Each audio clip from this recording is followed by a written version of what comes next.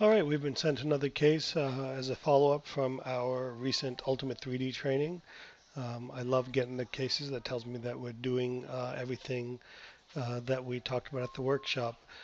So, as you mentioned in the note that you sent in, is that your patient, the scan was taken very quickly after extraction, and that's why we see the defect.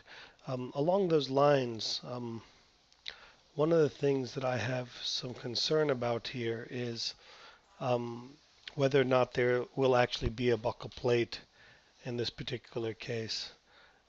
As I go through this in 360, what I can see here is that our outline looks like this, making me believe that our buccal plate has been lost or is lost um, during or around surgery time. So if that is the case, then the implant plan that we have won't work. So we'll need to adjust for that. So what I would suggest is taking our scan probably closer to the 4 to 6 month mark after tooth removal to be able to get a better idea of where the buccal plate is or is not in this particular case. And even if I come back here and take a look in the panorama view, we can see that it still doesn't look like the buccal plate exists until about right there, just getting to the mesial of number 31, and then it seems to disappear throughout where the tooth was. So I'm a little concerned about that. But for the purposes of this exercise, let's pretend the buccal plate is there, and let's kind of walk through our plan. So a couple of things that I do notice. One is, again, I'm being nitpicky here because that's how we learn. Is I think our occlusal plane is definitely up like so. Okay, so what I would do in this particular case is I would go ahead and level out my occlusal plane by tilting my implant, as you can see there, what I did. And obviously in doing that, we move the implant over here to the distal.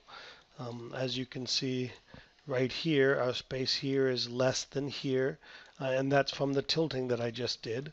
So we'll accommodate for that by moving our implant back in. So there we go, something like that. So now we have our implant pretty well centered. The other thing that I notice is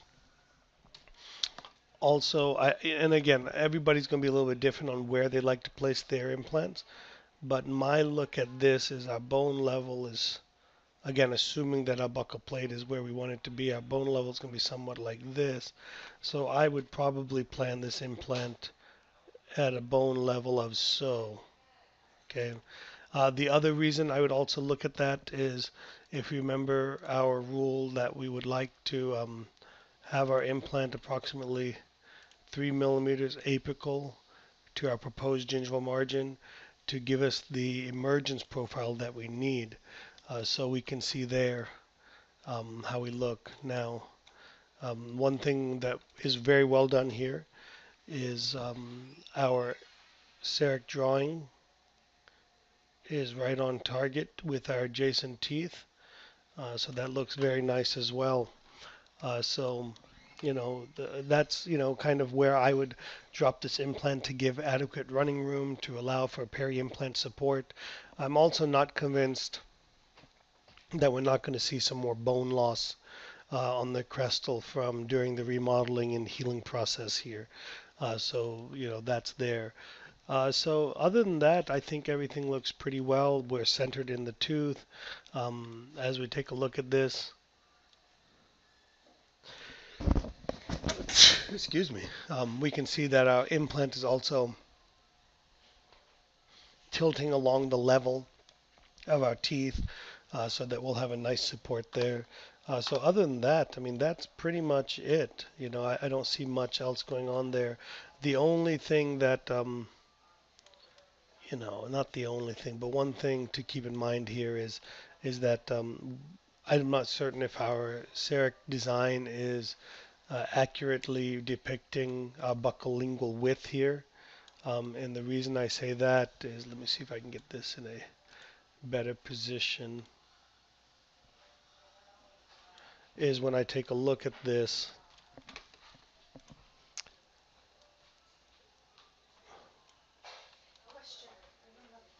just like so. I can see that our width may not be exactly correct, and certainly our buckle width here doesn't look as full as it needs to be. So, our positioning may be off a little bit there, but generally speaking, it's going to be pretty fantastic. The only thing that my guess would be based on experience is that that is probably more of the ideal positioning buccolingually for this particular tooth. So thanks again for submitting your case. Let's take a look at this implant on site number 14. Nicely done. We can see that that implant is definitely a little bit buccal. Um, and we can also see that on the long axis support, not as good there either. So this is one of the benefits of doing guided surgery, is we're able to see and achieve the results. So congratulations again, and thanks for sending this in.